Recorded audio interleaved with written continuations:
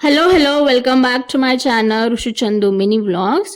ఇంట్లోనే నిమ్మకాయ పచ్చడి ఎలా చేసుకోవాలో చెప్తాను. చాలా ఈజీ ప్రాసెస్ అండి. ఇది మేము సెకండ్ టైం, ఈ 3 monthsలో సెకండ్ టైం చేయడము. అసలు చేసినట్టే అనిపించదు. ఈ నిమ్మకాయలు మా అత్తమ్మ పంపింది ఊరు నుండి, ఎందుకంటే మా ఇంటి పక్కన నిమ్మ చెట్టు ఉంది.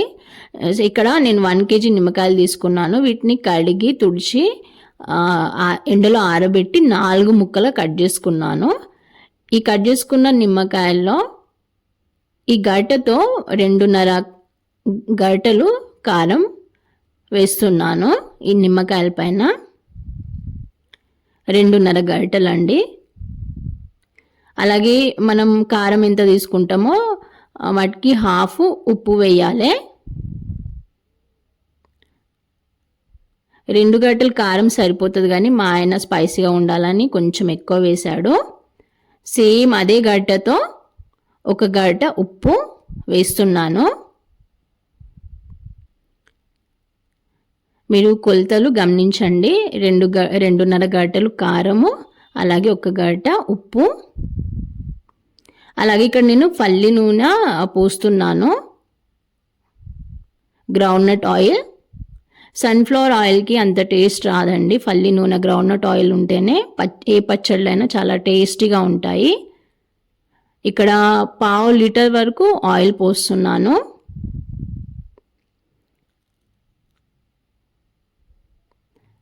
ప్రతి సంవత్సరం మా అత్తమ్మ పంపుతుంది. మాకు తోట ఉంది ఇంటి పక్కన, మా అత్తమ్మ ఇంటి పక్కన. అక్కడ నిమ్మకాయ చెట్టు ఉంది. 20 సంవత్సరాలు అయింది ఆ నిమ్మకాయ చెట్టుకి. సో అక్కడ నుండి నిమ్మకాయలు తీసుకొస్తాం మేము, లేదా అత్తమ్మ పంపుతుంది అన్నమాట వెళ్ళినప్పుడు. అందుకే ఇది సెకండ్ టైం చేయడం 3 monthsలో. ఫస్ట్ 1 kg చేసాము. ఐ థింక్ 1/2 kg అనుకుంటా, అది అయిపోయింది. సో ఇది 1 kg అన్నమాట, నిమ్మకాయలు 1 kg. సో ఇలా మంచిగా కలుపుకోవాలి. ఇలా కలుపుకున్న తర్వాత వెంటనే పోపు వేయద్దు. ఇది నేను ఒకరోజు బెడ్ కింద పెట్టేశాను ఊరడానికి. నెక్స్ట్ డే ఏం చేశానంటే ఈ మెంతి ఆవాల జీలకర్ర పొడి చేసుకున్నాను. ఇది ఎలా చేసుకోవాలో చెప్తాను. వీడియో షూట్ చేయలేకపోయాను. సో కొలత చెప్తున్నాను. 1 టేబుల్ స్పూన్ మెంతులు, 1.5 టేబుల్ స్పూన్ జీలకర్ర, అలాగే 1 టేబుల్ స్పూన్ ఆవాలు. సో వీటిని డ్రై రోస్ట్ చేసుకోవాలంటే ఎర్రగా రోస్ట్ చేసుకొని పౌడర్ చేసుకొని పెట్టుకోవాలి, పొడి చేసుకొని పెట్టుకోవాలి. అలాగే 1 ఎల్లిపాయ రేపుకొని పెట్టుకున్నాను. వీటిని కచ్చపచ్చగా దంచుకోవాలి, లేదా మిక్సీ పట్టినా ఓకే. సో మెంతి ఆవాలు జీలకర్ర పౌడర్, అలాగే ఎల్లిపాయ పేస్ట్.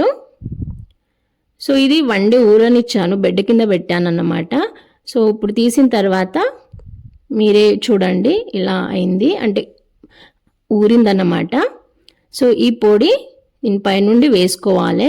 మెంతి ఆవాల జీలకర్ర పొడి, అలాగే పేస్ట్ అన్నమాట, ఎల్లిపాయ పేస్ట్.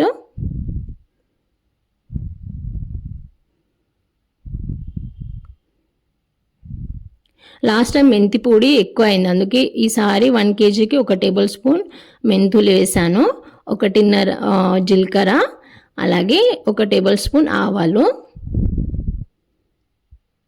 సో ఇలా మంచిగా కలుపుకున్న తర్వాత ఇలా ప్రెస్ చేయాలి గరిటెతో. సో ఇక పోపు రెడీ చేసుకుంటాను. మళ్ళీ పచ్చడిని బెడ్ కింద పెట్టేస్తాను అన్నమాట, ఇవాళ టచ్ చేయొద్దని.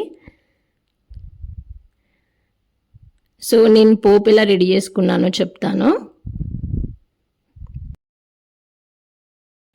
ఇక్కడ నేను పోపు కోసము 100 ml ఆయిల్ తీసుకున్నాను. వీటిలో ఆవాలు, 1 టేబుల్ స్పూన్ ఆవాలు, 10 ఎల్లిపాయలు, అలాగే 8 నుండి 10 వరకు ఎండుమిర్చి, అలాగే కొంచెం శనగపప్పు వేసాను పోపు కోసము. ఇది 3-4 గంటల తర్వాత ఈ మూత తీసాను. పోపు చల్లారిన తర్వాతనే పోపు వేసుకోవాలి. ఇది మినిమం 3-4 గంటల తర్వాత పోపు వేసుకుంటున్నాను. పచ్చడి ఎంత ఊరితే అంత బాగుంటుందండి. సో ఇలా పోపు వేసుకోవాలి చల్లారిన తర్వాత.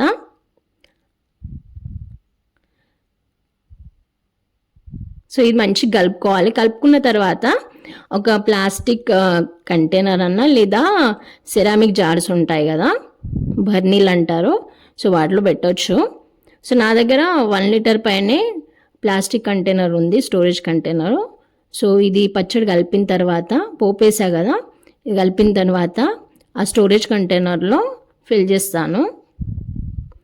ఈ పచ్చడి ఊరడానికి 10 నుండి 15 రోజులు పడుతుంది. అంటే ఈ కట్ చేసిన బద్దలు ఉన్నాయి కదా స్లైసెస్, అవి మెత్తబడడానికి అంటే ఊరడానికి టైం పడుతుంది అన్నమాట. ఊరడం అంటే ఈ బద్దలు అనేటివి మెత్తబడము. సో మళ్ళీ బెడ్ కింద పెట్టేస్తాను ఈ స్టోరేజ్ కంటైనర్లో ఫిల్ చేసిన తర్వాత.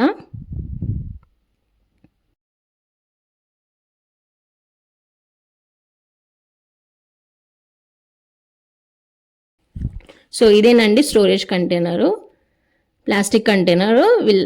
వీటిలో స్టోర్ చేసి బెడ్ కింద పెట్టేస్తాను.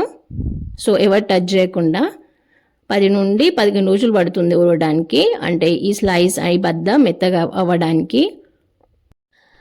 ఓకే అండి, వీడియోలో ఇంతే. Thank you for watching till the end. ఈ వీడియో నచ్చితే తప్పకుండా లైక్ చేయండి. అలాగే ఇలాంటి కొత్త కంటెంట్ కోసం ఛానల్ని సబ్స్క్రైబ్ చేసుకోండి. Thank you for your support అండి.